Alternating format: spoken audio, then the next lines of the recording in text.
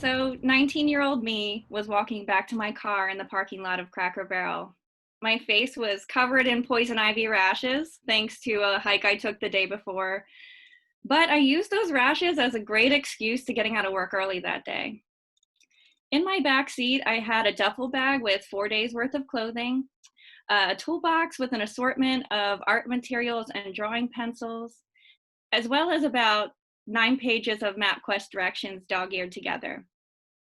I began my 10-hour road trip, still shocked at the recommendation letter my mentor had written to me. Even though I'd been very open with her about the hurdles I faced at home as I was commuting to college from home, it was still pretty alarming to hear those issues reflected back to me in her letter.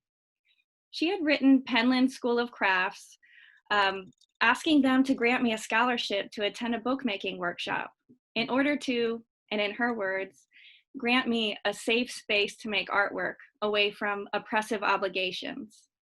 That caring for my family had been a responsibility I'd taken up for years, and it kept me from growing and from pursuing my own opportunities. Wow, that sounded so harsh to me in that moment.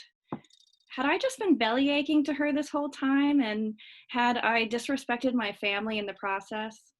I remember just mulling over that guilt as my car drove up onto the highway. No, even though my life felt normal at the time, I was beginning to realize that maybe it wasn't so normal. Back home, I faced a mountain of month-old dirty dishes, food rotting in pots and pans, an ocean of dirty laundry lying stagnant around the washer and dryer, and three fully capable people in that household that I felt so desperate to take care of because they wouldn't take care of themselves. But I'll tell you that no amount of chore charts, pep talks, begging, or screaming is enough to shake someone else out of their own depression.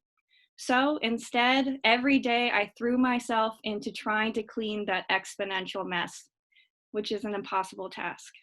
So my world just really didn't extend past the walls of that house because I didn't possess the energy to dream of anything else for myself.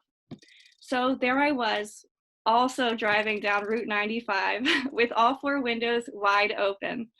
I remember feeling the wind and the calamine lotion on my face, and it made my poison ivy rashes feel so much better.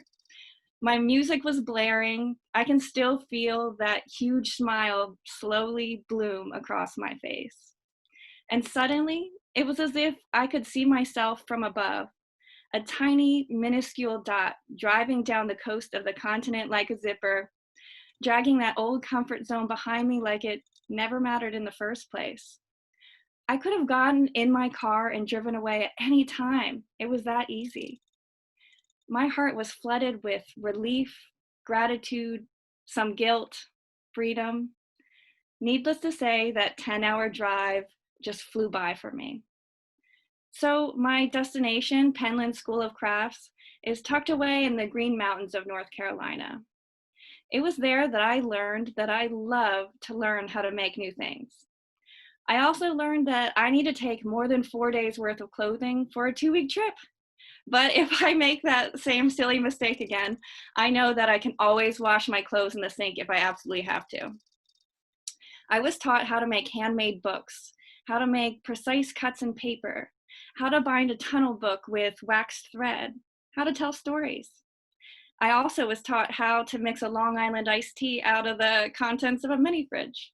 But most importantly, I learned that there was nothing more exciting than being an artist and a craftsperson. I had really found my people. One of the women in my class pointed out to the group, "Watch Stephanie. She never stops smiling. She even smiles while she's washing the dishes." And she was right. So eventually that 2 weeks did come to an end. I said my tearful goodbyes. I carefully packed up the delicate books I had made, and I headed back to my car. I'm happy to report that that zipper did not close up behind me as I headed back to Pennsylvania.